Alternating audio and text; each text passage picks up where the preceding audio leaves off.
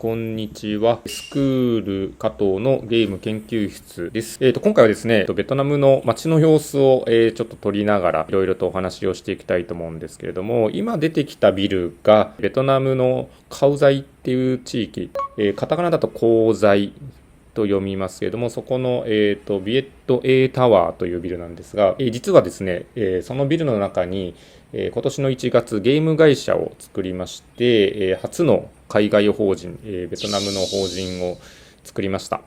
で、何をしたいかというとですね、僕はやっぱりこう日本のゲームはとっても素晴らしいなと思っていまして、日本のゲームを世界に広げていきたいんですね。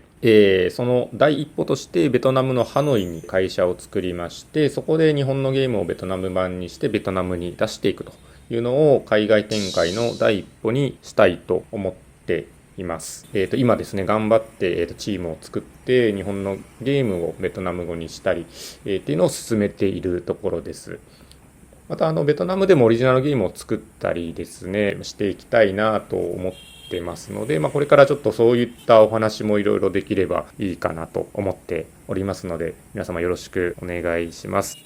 で、今日はですね、その自分の会社、ベトナムのハノイの会社から近くにある IT の会社にですね、お邪魔しようということで、会社を出て、本当はグラブっていう配車アプリを使って車か、バイクで行くとすごく近いんですけれども、歩けない距離ではなかったので、おそらく15分から20分ぐらいで着く距離ですので、ベトナムの街をこうやって歩きながらですね、背景は、ベトナムの街をちょっと流しながらいろいろとベトナムのお話をしていきたいと思います。このコザイっていうのはですね、ベトナムのハノイ市の中では西の方に位置しておりまして、比較的IT 企業ですとかのオフィスが多いところですね。で、ベトナムの発展を象徴するような地域でもあります。で、ハノイという街はですね、ベトナムの首都でして、政治的な色合いが強いんですね。で、経済的に発展している商業としての町は南の方にあるホーチミンという町が、大きな市場を持っていて、ベトナムもハノイとホーチミンで、政治の町と、それから経済の町という感じになっています。僕が今歩いているのは、ハノイですね。はい、ちょっと大きな通りに出てきまして、ハノイはですね、いい街なんですけれども、安全でですね、比較的綺麗なところも増えてきましたが、まだまだ日本に比べると道路の状況が悪くてですね、私もこうやってたまに道路にはみ出したりしながら歩いているところです。こうやって、渡るのもちょっと大変な感じですけれども、はい、こうやって渡っていきます。信号があまりないんですよね、道に。信号が道にあんまりなくて、横断歩道があったりするんですけれども、バイクとか車がビュンビュン通っているところを、こうやって頑張って渡っていくと、東南アジアはこういう道路事情のところが多いように思います。横断歩道がないところも渡らないといけない時がありますよね。で、ちょっとベトナムのゲームの状況を少し、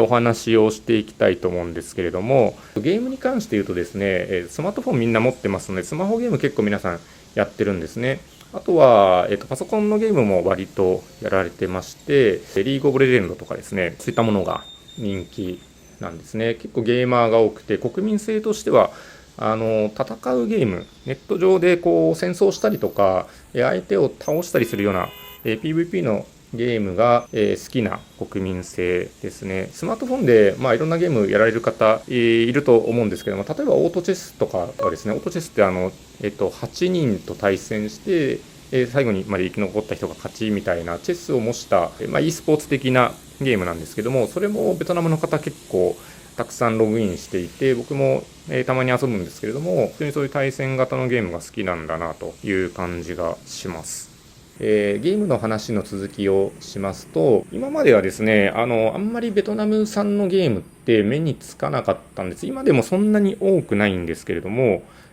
市場は増えてきてますが、まだまだゲームのメーカー、ゲームの開発会社、開発事業者は少ない状況でして、中国のゲームとか、あとは世界的にメジャーなリーグオブレジェンドとか PUBG とか、そういうもののベトナム語版があればみんなやっているという感じですね。で、それ以外のものだと、中国の軍人将棋のカジュアルなゲームとか、ちょっと広告が多くて言い方が悪いんですけども、質の悪いゲームが結構、特にスマホでは入ってきていまして、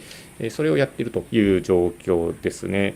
で、最近は徐々に、ベトナム製のゲームも目立つようになってきましたけれども、まだまだそんなに数が多くないのかなと思っています。なので、日本のゲームってすごく品質が高いじゃないですか。日本のゲームを丁寧にベトナム語にローカライズして、翻訳とか、ベトナムの方が使いやすいの形に、作り変えてベトナムで出すと、きっと受け入れられるんじゃないかなと思っているんですよね。僕はそれをまずやりたくて、で、ベトナムでやった後に他の地域に広げていきたいと思っています。ということで、随分歩いたので、この辺でちょっと休憩をしたいと思います。ベトナムの有名なチェーン店のハイランドコーヒーに入って、ちょっと休憩を取ります。